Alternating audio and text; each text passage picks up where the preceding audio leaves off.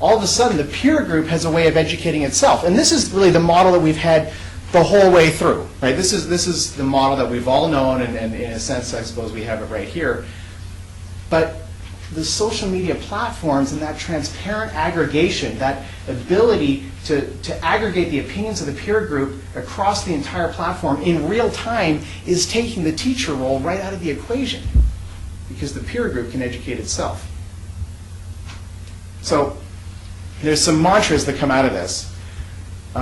Your title isn't as important as it used to be, right? Your credentials aren't as important as it used to be. You don't have to say, I was 17 years old and climbed Mount Everest, therefore I can stand in front of you and tell you something. Because people used to look at the source first and the content second. That's completely reversed today. People look at the content first and the source second. That's a huge opportunity. That means if you have good quality content that is validated by your peer group, you're an expert. That's it. You have good quality content. That's the end of the story. You could be anybody. You could be anybody in this room. We could just have to pick our niche of what we're going to be an expert in and develop that expertise and demonstrate that expertise through the social media infrastructure.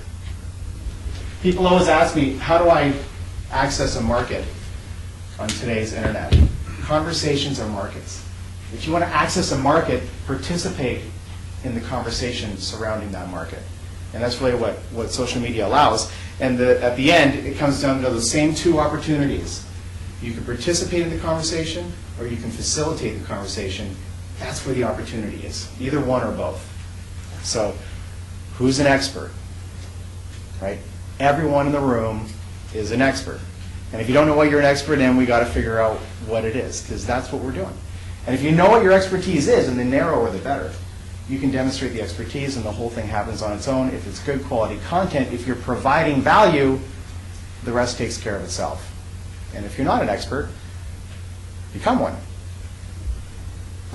All right, coming down the home stretch here, there is a great example, and I'm happy to be up here in Canada because I won't ruffle any feathers. I am not endorsing any political candidate in the States. Okay? But there's one politician who is killing it on the internet in the States, and that is Barack Obama. This guy's platform, and now, by the way, one of the founders of Facebook is one of his top advisors, so he's got a bit of a head start here. But this guy's, his platform, what he's done on the internet is unbelievable. I mean, seriously, if you actually look at the statistics around it, I mean, you can have friends, you can be part of a neighborhood and find out what's going on, and everything's already pre-integrated with all the social media platforms like Dig and Delicious and Facebook and everything else. And you can look at the events that are taking place or organize your own or attend someone else's. You can create a profile for yourself on his website. And if you did, you could start a blog of your own talking about your experience in the campaign. And if you did that, you'd be one of over 40,000 people who are blogging on the Barack Obama website. It's over 40,000.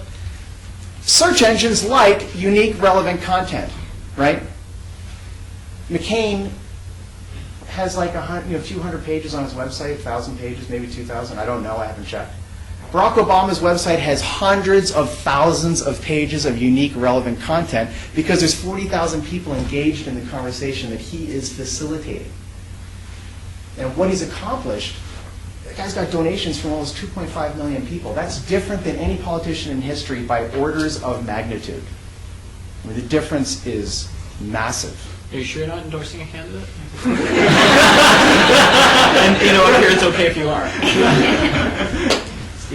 I have respect. I got respect for what he's done online. Yeah. I've got huge respect for what he's done online. Now, his platform might have cost $500,000 to build, right? We don't all have $500,000. Van City platform costs maybe a little bit less than that, but still a bunch of money. We may not all have that, but some of us do, and that's great. And he's here to talk about that. But I just want to just finish off here a couple slides talking about some simple things we can do today, and it really does revolve around blogging. So who in the room hates the word blog just on principle? Anyone? People, yeah.